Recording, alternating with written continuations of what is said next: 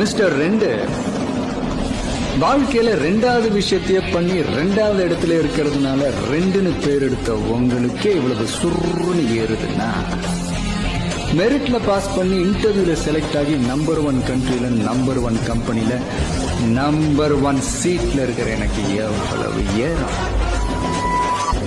சவால் விடும்போது ரொம்ப சாக்கிறதையா விடணும். அது என்ன சொன்னீங்க?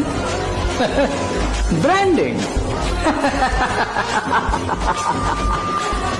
அந்த பிராண்ட் அழிக்கிறதுல தான்டா நான் ஸ்பெஷலிஸ்ட். இப்ப சொல்ற மிஸ்டர் ரெண்டு,